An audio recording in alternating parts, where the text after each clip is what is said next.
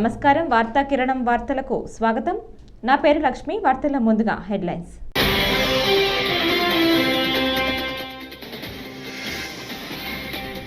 ప్రకాశం barrage గేట్లను ధ్వంసం చేసేందుకే ఆ పడవలు వదిలారా? అనుమానాలు ఉన్నాయన్న సీఎం చంద్రబాబు.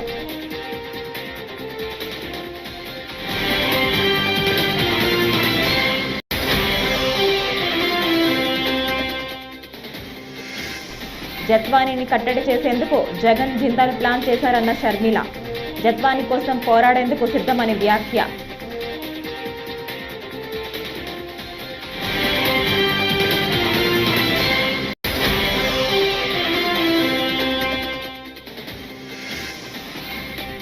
వైసీపీ నేతల అక్రమ ఇసుక దందా వలనే బుడమేరకు గండ్లు పడిపోతకు గురైందని పల్లా శ్రీనివాసరావు యాదవ్ విమర్శలు.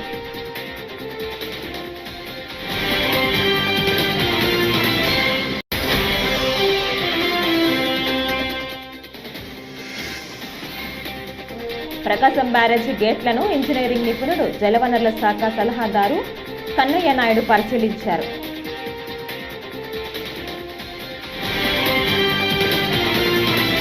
ఇక డీటెయిల్స్ చూస్తే ఏపీ సీఎం చంద్రబాబు ఇవాళ విజయవాడలో మీడియా సమావేశం నిర్వహించారు. ఈ సందర్భంగా ఆయన మాట్లాడుతూ ప్రకాశం బ్యారేజీ గేట్లను కొన్ని పడవలు ఢీకొట్టడంపై స్పందించారు. ప్రకాశం బ్యారేజీ గేట్లను ధ్వంసం చేసే ప్రణాళికలో భాగంగానే ఆ నాటు పడవలను వదిలారా, లేక ఆ పడవలు ప్రమాదవశాత్తు వరద ప్రవాహానికి కొట్టుకొచ్చాయా అనే అంశంపై అనుమానాలు ఉన్నాయని అన్నారు. ఈ ఘటనపై విచారణకు ఆదేశించినట్లు తెలిపారు. ఇక వరద సహాయ కార్యక్రమాల్లో సరిగా పనిచేయని అధికారులు, రాజకీయ ప్రయోజనాలకు అనుగుణంగా నడుచుకుంటున్న వారు మానవత్వంతో వ్యవహరించాలని కోరారు. బుద్ధి జ్ఞానం ఉందా మీకు? రాజకీయం ముసుగులో నేరస్తులు కాకపోతే ఏంటిది అంటే మా అటెన్షన్ డైవర్ట్ చేసి ప్రజలకు ఇబ్బంది పెట్టాలని మీ ఆలోచన. ఇప్పుడు కూడా మీరు అన్నారు ఆ బోర్డ్స్ వచ్చాయి, ఎక్కడి నుంచి వచ్చా కూడా ఇన్వెస్టిగేషన్ చేస్తాం, ఎందుకు వచ్చా కూడా ఇన్వెస్టిగేషన్ చేస్తాం. అందులో కూడా ఎవరైనా ఉంటే మీరు అన్నట్టు ఆ బోట్లు వచ్చినప్పుడు కరెక్ట్గా అది కొట్టుకున్న ప్లేస్ చూశాను నేను. ఆ ఇది కూడా బెండ్ అయింది, వంగిపోయింది. పిల్లర్ కాదు, పిల్లర్ మధ్యలో ఉండే జాయింట్ వెయిట్ వెయిట్ వెయిట్ అది వెయిట్ అంటారా, అది కంట్రోల్ అన్నమాట. రెండు పిల్లర్స్ మధ్యలో గేట్ని కంట్రోల్ చేయడం కోసం పెట్టినటువంటి ఆ గేట్ అక్కడ ఉంటుంది, దాని సపోర్టింగ్ ఒక కాలం దాన్ని కొట్టుకునింది. అది బెండ్ అయిపోయి ఇరిగిపోయే పరిస్థితి వచ్చింది. అంటే ఏంటిది? ఎప్పుడు చరిత్రలో జరగల ఇలాంటివన్నీ జరుగుతున్నాయి. ఇప్పుడు అనుమానం రాని వారికి కూడా అనుమానం వచ్చే పరిస్థితి. ఎందుకు బాబాయిని చంపి నెక్స్ట్ డే నారాసురు రక్త చరిత్ర రాయగలిగిన వాళ్ళు ఇంక అనుమానం ఎందుకు రాదండి? Now I'm forced to suspect. ప్రతి ఒక్క ఈవెంట్ చూడండి, పాయిజన్ హాస్టల్స్లో ఏంటివన్నీ 1-4 సార్లు చెప్తున్నాను. ఇంక అందరిపైన నేను మా వాళ్ళపైన యాక్షన్ తీసుకోండి. ఎందుకంటే ఎక్స్ట్రా కేర్ఫుల్గా ఉండవలసిన బాధ్యత అధికార యంత్రాంగం పైన ఉంది. ఒకటి జరగకుండా చూసుకోవాలి. నటి కాందాంబరి జత్వానీని కట్టడి చేయడానికే మాజీ ముఖ్యమంత్రి జగన్ పారిశ్రామికవేత్త సజ్జన్ జిందాల్ను కలిసి ప్లాన్ చేశారని ఏపీ పీసీసీ అధ్యక్షురాలు షర్మిల ఆరోపించారు. యాక్టింగ్ ఫీల్డ్లోకి వచ్చి ఎదగాలనుకున్న జత్వానీని మానసికంగా వేధించారని చెప్పారు. ఆమె కేసు పెట్టబోతే నిర్బంధించి వేధించారని అన్నారు. ఉన్నత కుటుంబానికి చెందిన జత్వానీని ఇక్కడకు తీసుకువచ్చి అరెస్టు చేశారని మండిపడ్డారు. జగన్కు తెలియకుండానే ఐఏఎస్, ఐపీఎస్ అధికారులు వ్యవహరిస్తారా అని షర్మిల ప్రశ్నించారు. 2 కుమార్తెలు ఉన్న జగన్ జత్వానీకి జరుగుతున్న అన్యాయంపై ఎందుకు ఆలోచించలేదని ప్రశ్నించారు. అసెంబ్లీలో నిలబడి జగన్మోహన్ రెడ్డి గారు చెప్పిన మాట, నాకు 2 కూతుర్లు ఉన్నారు, వాళ్ళకు అన్యాయం జరిగితే ఎలా ఉంటుందో నాకు తెలుసు అని చెప్పిన వాడు పక్కన ఇంకొక ఆడబిడ్డకు అన్యాయం జరుగుతుంటే, తన హక్కుల కోసం కొట్లాడుతుంటే తప్పుడు కేసు పెట్టించి ఒక ఫోర్జరీ కేసు కోసం ఆలోచన చేయండి. ఎవరైనా ఒక ఫోర్జరీ కేసు కోసం 15 మంది ఐపీఎస్ ఆఫీసర్లు అంతవరకు వెళ్లి అరెస్ట్ చేసి తీసుకొస్తారా? దీని మీద ఎంక్వైరీ జరగాలి. జగన్మోహన్ రెడ్డి గారు కూడా సమాధానం చెప్పాలి. నేను కనుక్కుంటే నాకు తెలిసిన విషయం, ఆవిడ ఒక డాక్టర్ అని, ఇంటర్నేషనల్ ఇన్స్టిట్యూట్స్ కి రీసెర్చ్ పేపర్స్ కూడా రాసింది అని, ఒక అకంప్లిష్డ్ ఉమెన్ అని, ఆమె యాక్టింగ్ ఫీల్డ్ లోకి వచ్చి ఒక యాక్ట్రెస్ అవుదాం అనుకున్నారని నాకు అర్థమైన విషయం. అలాంటి ఆవిడ నన్ను ఎక్స్ప్లాయిట్ చేశారు అని ఒక కేసు పెట్టబోతే అది పెద్ద మనిషి, సమాజంలో ఆర్థికంగా బాగా గట్టిగా స్ట్రాంగ్గా ఉన్నవాడు కాబట్టి తొక్కాలని చూశాడు అని నాకు అర్థమైంది. కానీ ఒకటి ఆలోచన చేయండి, నిజంగానే కాదంబరి అనే ఆవిడ రిసీవ్ చేయాలనుకుంటే, నిజంగానే మోసం చేస్తునింది ఆయనను అనుకుంటే, అన్ని డబ్బులున్నవాడు 50 కోట్లు 100 కోట్లు ఆవిడకిచ్చి ఆవిడ నోరు మూపించి ఉండగలడు. కానీ ఆవిడ ఏ ప్రెషర్కు లొంగకుండా నాకు న్యాయమే జరగాలి అని నిలబడిన దానికి ఎంత ఘోరంగా ఆవిడ్ని తొక్కాలని చూశారు. వాళ్ళ తల్లిని వైసీపీ నేతల అక్రమ ఇసుక దందా వలనే బుడమేరకు గండ్లు పడి కోతకు గురైందని టీడీపీ రాష్ట్ర అధ్యక్షులు పల్లా శ్రీనివాసరావు యాదవ్ విమర్శలు గుప్పించారు. మంగళవారం మీడియాతో మాట్లాడుతూ గత 5 ఏళ్లు బుడమేరును గాలికొదిలేసిన జగన్ నేడు ప్రభుత్వంపై బురద చల్లేందుకు వచ్చాడని మండిపడ్డారు. విపత్తుల సమయంలో జగన్ ఏనాడు బాధితుల పక్షాన నిలబడలేదన్నారు. 5 ఏళ్ల పదవీ కాలంలో సాయంత్రం 5 తర్వాత ఒక్కరోజు కూడా జగన్ బయటకు రాలేదన్నారు. వరద ప్రాంతం ముప్పు గురైనటువంటి ప్రాంతాలకు వచ్చి ఆయన బురద జల్లేటువంటి కార్యక్రమం చేసి విమర్శలు చేశారు. వాటిని ఖండిస్తూ మరి ఈ ప్రెస్ మీట్ మేము తీసుకున్నామని చెప్పి తెలియజేస్తున్నాం. మేము ఈ వేదిక మీద నుంచి వైసీపీ నాయకులకు జగన్మోహన్ రెడ్డి గారికి అడుగుతున్నటువంటి విషయం ఏంటంటే, 5 ఏళ్లుగా మీరు సీఎంగా ఉన్న కాలంలో ఏ రోజైనా సరే విపత్తులు వచ్చిన సమయంలో బాధితుల పక్షాన నించొని ఏ రోజైనా మీరు కార్యక్రమం చేశారా అని అడుగుతున్నా. అలాగే సాయంకాలం 5 దాటిన తర్వాత ఏ రోజైనా సరే మీరు బయటకు వచ్చారా? మీరు సీఎంగా ఉన్న 5 ఏళ్ల కాలంలో ఒక్కరోజైనా బయటకు వచ్చారా అని అడుగుతున్నా.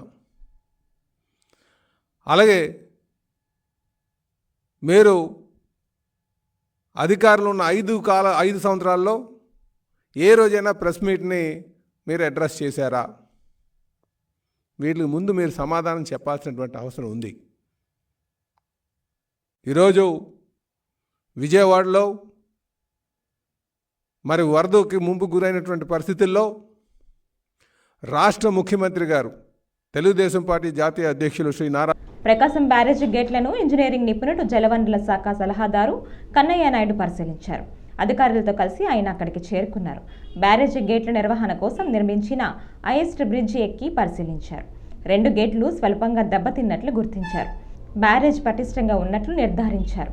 గేట్లు ఎత్తడం మూయడం కోసం ఏర్పాటు చేసిన మెకానిజం, మోటార్ యంత్రాల పనితీరును తెలుసుకున్నారు.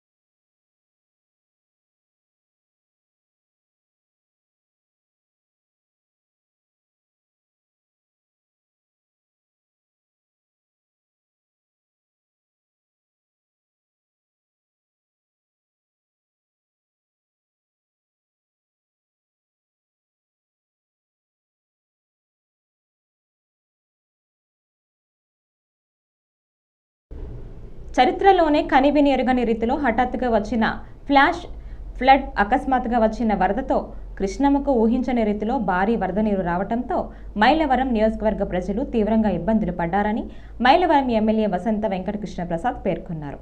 ఇబ్రహీంపట్నం పవిత్ర సంగమం, తుమ్మలపాలెం, ఫెర్రీ పశ్చిమ ఇబ్రహీంపట్నం, మూలపాడు తదితర ప్రాంతాల్లో పర్యటించి వరద బాధితులను పరామర్శించారు. బాధిత నియోజకవర్గం అయిపోయింది. పూర్తిగా ఎఫెక్టెడ్ కాన్స్టిట్యున్సీ. ముందు బుడమేరు వచ్చినందువల్ల 4 మండలాలు తీవ్రంగా నష్టపోయాం. ఇప్పుడు ఆ బుడమేరు కొంచెం తగ్గుతుంది అనుకునే దిశలో ఈ కృష్ణానదికి వరదలు వచ్చి ఇటు నుంచి ఈ ఇబ్రహీంపట్నం మండలం కూడా ఎఫెక్ట్ అవటం, చివరికి ఆ నీళ్లు ఈ నీళ్ళు అన్నీ కలిపి చాలా పెద్ద ఎత్తున నష్టం సంభవించింది. అదే కాకుండా ఫ్లాష్ ఫ్లడ్ ఇది. సహజంగా మనం పైనుంచి ఎప్పుడు శ్రీశైలం నుంచి 5 లక్షల క్యూసెక్లు వస్తే ఈ మధ్యలో ఏదైనా 50,000 క్యూసెక్లు కలవటం ఆనవాయితీ. కానీ పైనుంచి 5.5 లక్షలు వస్తే మధ్యలో దాదాపుగా 5.5 లక్షల క్యూసెక్లు ఇది కట్లేరు, మన మునేరు ఇత్యాది చిన్న వాగుల నుంచి నదుల నుంచి మీకు ఇంత భారీ స్థాయిలో వరద రావటం అనేది ఫస్ట్ టైము. తెలంగాణలో 52 సెంటీమీటర్ల వర్షపాతం నమోదు కావటం, నందిగామ, జగ్గైపేట, మైలవరం నియోజకవర్గాల్లో కూడా 22 సెంటీమీటర్ల నుంచి 27 సెంటీమీటర్ల దాకా వర్షపాతం నమోదు అవటం ఇంత విపత్తుకి కారణమైంది. లోతట్టు ప్రాంతాలు పూర్తిగా జలమైనవి. నిన్న మధ్యాహ్నం నుంచి ఇబ్రహీంపట్నం మండలం అంతా వచ్చింది. ఇది చాలా ప్రాంతాల మీద ఉండేటప్పటికీ ఆహార కొరత, అట్లాగే మంచినీటి కొరత ఏర్పడి ఒక్కొక్క పక్క నుంచి సరి చేసుకుంటూ వచ్చాం. ఇప్పుడే జక్కంపూడి కాలనీ ఇత్యాది ఏరియాల్లో ఉన్న ప్రాబ్లంకి చంద్రబాబు నాయుడు గారిని తీసుకెళ్లి చూపించడం. శ్రీవారి లడ్డూను సామాన్య భక్తులకు దూరం చేయకండి అంటూ బీజేపీ నాయకులు నవీన్ కుమార్ రెడ్డి కోరారు. తిరుపతిలో ఆయన మాట్లాడుతూ టీటీడీ విజిలెన్స్ వ్యవస్థ నిర్లక్ష్యాన్ని సామాన్య భక్తులపై రుద్దకండి అంటూ హితవు పలికారు. శ్రీవారి లడ్డూకి డిమాండ్ క్రియేట్ చేస్తే దళారీలు పుట్టుకడుగుల్లా పుట్టుకొస్తారని నవీన్ కుమార్ రెడ్డి తెలిపారు. కేవలం 2 లడ్డూలు మాత్రమే ఇస్తామని టీటీడీ ప్రకటించడం సమంజసం కాదన్నారు. తిరుమల శ్రీవారి దర్శనానికి వచ్చే భక్తులు స్వామివారిని దర్శించుకున్న తర్వాత పరమ పవిత్రంగా భావించేది తిరుమల శ్రీవారి లడ్డూలనండి. ఆ లడ్డూల్ని ఎప్పుడైతే భక్తులకి, సామాన్య భక్తులకి సులభతరంగా తిరుమల కొండ మీద అందుబాటులో ఉంటుందో అప్పుడు బ్లాక్ మార్కెట్ అనేది పూర్తిగా కంట్రోల్లోకి వస్తుంది. ఈరోజు కొత్తగా ఈవో గారు, అడిషనల్ ఈవో గారు ఇటీవల ఒక స్టేట్మెంట్ ఇచ్చారు.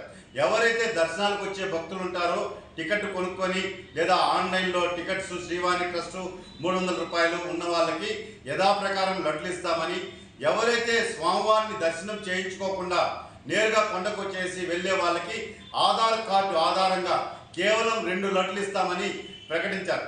నేను ఒకటే విజ్ఞప్తి చేస్తున్నా, స్థానికుడిగా, శ్రీవారి భక్తుడిగా ఒక్కసారి మీరు పునఃపరిశీలించండి.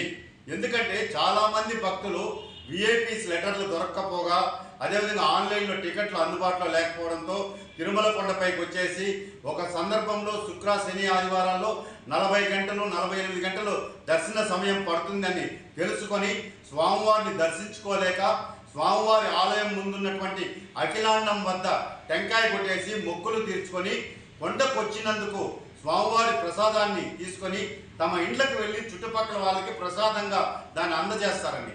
ఇది వందేళ్లలో ఎప్పుడు చూడని వరద ప్రకాశం బ్యారేజ్కు వచ్చిందని మంత్రి నిమ్మల రామానాయుడు తెలిపారు. 11.80 లక్షల క్యూసెక్కుల నీరు ఇప్పుడు బ్యారేజీని తాకింది.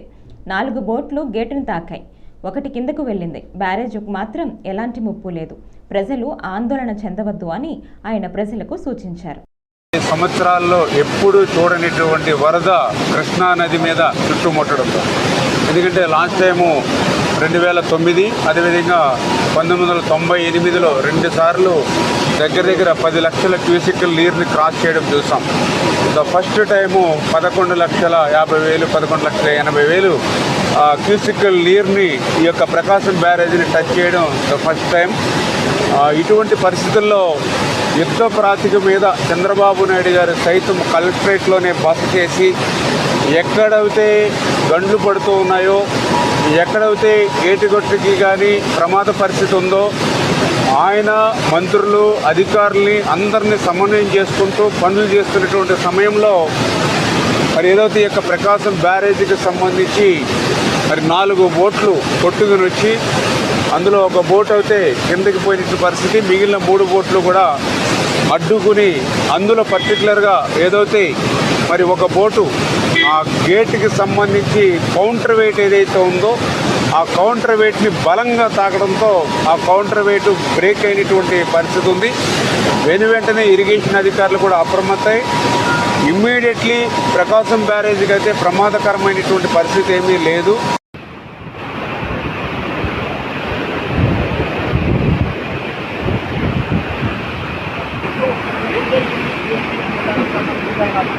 ఎస్సీ వర్గీకరణకు వ్యతిరేకంగా దేశవ్యాప్తంగా ఈ నెల 11న ప్రతిఘటనకు పిలుపునిచ్చిన నేపథ్యంలో ఆంధ్ర తెలంగాణలలో ర్యాలీలు చేపట్టాలని మాజీ ఎంపీ జీవీ హర్షకుమార్ కోరారు.